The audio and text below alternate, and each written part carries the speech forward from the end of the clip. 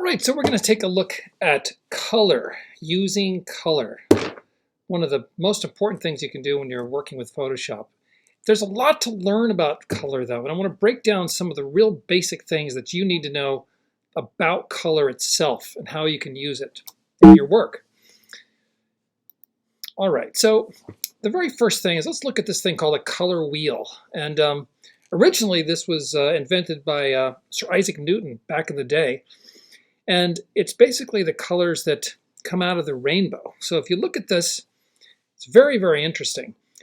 It starts with what we call the three primary colors, red, blue, and yellow, right?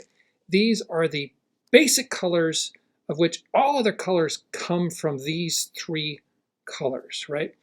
Everything else comes from, these are the primary ones.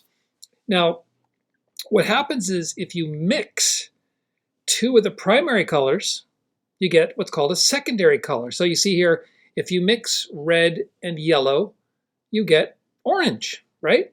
If you mix yellow and blue, you're going to get green. And if you mix blue and red, you get violet, right? That's the way it's all set up. So this is like our next layer of color. But then it goes on to a third level. They call the tertiary colors. And this is where you get, for example, if you take orange here, right? And if you mix it with red, well, you get red-orange, right? That's pretty easy to follow. If you take violet and you mix it here with red, you're going to get violet-red. And it goes along that way all the way across the circle here. So you can see by looking at this really helpful color wheel, you can see how these different colors all are formed, how they work. But that's just the beginning. Now that you kind of see how the color wheel works, how can we actually come up with pleasing combinations? Because that's what it's all about. What are the good combinations? What colors go with each other to make something pleasing to the eye? So what colors go together to make it pleasing to the eye? So let's look first at the most obvious. It's called complementary colors. Now the idea is if you just draw a line straight across, right? Like say red, if you go straight across all the way to the bottom, you get green, red and green. Now those are called complementary colors. Now they go together, right? They go together. And you see this, for example, when you look at this, it has a real holiday kind of feel. They go together, but it doesn't mean they're the best ones to use because they're pretty bold and they stand out and they're kind of extreme. But you can do this from any direction, right? So I can go from blue and go, if I go draw a line across, I get to orange, right? Blue and orange. And you can do that from any of these directions. If you want to find the complement to a color, you just go right across in the color wheel and you will find it. And then you can use those two together and you will have something that works, although it may not be exactly what you want. But it gets a little better, I think. For example, analogous colors. Analogous just means they're side by side. So instead of going across, you just go side by side and pick the ones that are next to each other. For example, here you can see the yellow, green, and the green. And you make a little palette here.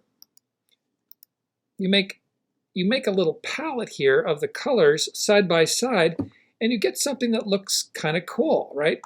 And this, of course, are just the basic ones, but you can add white to these and get, a reduced amount of tone. It looks quite different if you add degrees to this, but that's the basic idea, is that they're side by side. Now, there's also something that's similar to the side by side. We call it monochromatic colors. And that is, for example, let's say you just pick one color like green, and then you just start to deal with all the different shades of green, right? By adding white or adding black, you can actually have lighter and lighter and lighter versions of the green. And then those are together can be used in whatever you're painting or drawing or any kind of digital art that you're doing. You can stick to one sort of monochromatic color scheme. Imagine a room that's done all, say, for example, in different degrees of brown. It might look kind of strange, but you could actually do that. Like you could have hundreds of different variations of the same color. And when you do that, it's called monochromatic. Now, this is a little bit different. It's called the split complementary. So instead of going directly across, you make what I call a little upside down Y, right? Like this red, if you go down and then go over to the other two on the sides of the complementary, right? So you form this little upside down Y. And you can go from any direction. And here in this animation, you can see that the ones that are lit up are the split complementaries from each other. I only did 3 of them here, but you kind of get the idea. You go right across, but then you split off. That's the split complementary. So that's another type of palette that you can create. If you're trying to come up with a good color scheme, you look at the color wheel and then you say, oh, do I want to use analogous colors, or maybe I want to use split complementary or complementary? And there's even more. There's a lot more to learn about this, but this is just a little taste to get you thinking about color combinations.